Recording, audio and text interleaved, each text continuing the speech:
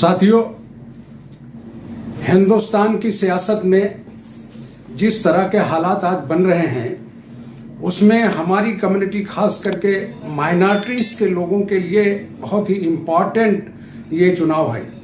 ये चुनाव सिर्फ एक राज्य का दिख रहा है, लेकिन इसी एक चुनाव से इस देश की नई सियासत का एक बड़ा मामला तय हो सकता है। जैसे लोकसभा के चुनावों ने उत्तर प्रदेश और महाराष्ट्र ने मिलकर इतनी सीटें पैदा कर दी कि केंद्र की वो सरकार जो खुद को 400 पर दावा करती थी वो 240 पर रुक गई और उसे बैसाखियों के सहारे भारत की संसद में आना पड़ा।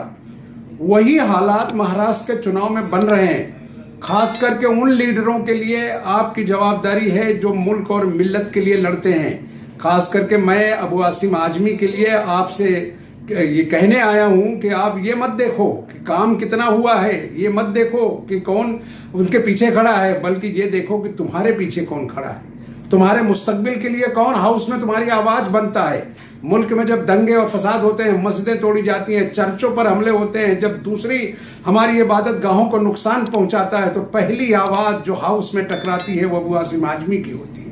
पहली आवाज जो आपके लिए एक बेहतर ताकत बनकर, आपके सवालों के लिए आपका सवाल बनकर अगर कोई लीडर इस मुल्क में, इस स्टेट में, इस देश में खड़ा होता है तो पहला नाम अबू आसिम आजमी का है। तो ऐसे में मेरे दोस्त, मेरे भाई, आप अपनी सारी चीजों को बुलाकर कल सुबह 7 बजे से लेकर शाम तक जो आप वोट डाल सकते हैं, बगैर किसी डर, बगैर खौफ, बगैर नफरत के, अगर आपकी कोई नाराजगी भी है तो उसे दूर करके आप अपनी कौम और अपने मिल्लत के लिए, खास करके महाराष्ट्र के भविष्य के लिए, क्योंकि आपने देखा होगा कि जिस तरह का खेल बीजेपी और एनसीपी और दूसरे लोग कर रहे हैं। आज 2 बड़े नेता पकड़े गए हैं पैसा बांटते हुए। कल रात को, दिन में, आज सब पैसा बांटेंगे। उनका एक ही काम है कि वो किसी तरह सिर्फ पैसा बांटकर लोगों के अंदर एक भय पैदा करके इस राज्य में जो है चाहते हैं कि वो अपनी गवर्नमेंट बना लें। आप इस देश के उन तमाम लोगों के लिए एक बने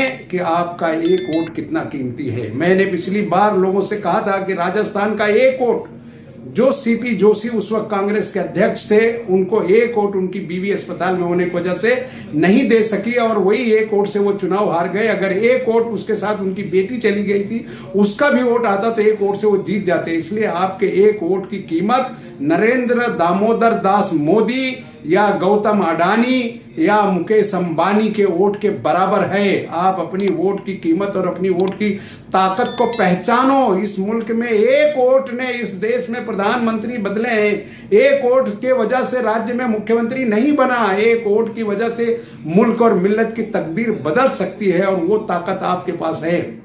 आप किसी लालच में पड़े बगैर किसी को 1 रुपया, 1 पैसा, 1000 लाख बगैर लिए आप अपने हक का इस्तेमाल करिए और ये साबित करिए कि आप जिंदा कौमें हैं।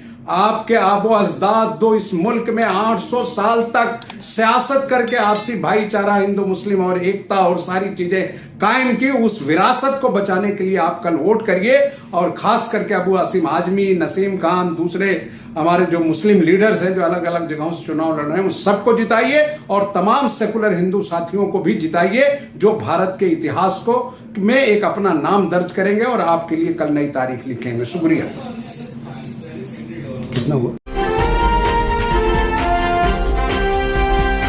लाइक कीजिए, सब्सक्राइब कीजिए और शेयर कीजिए। बेल आइकॉन का बटन दबाना ना भूलिए और देखते रहिए लंत्रानी न्यूज़ लाइव।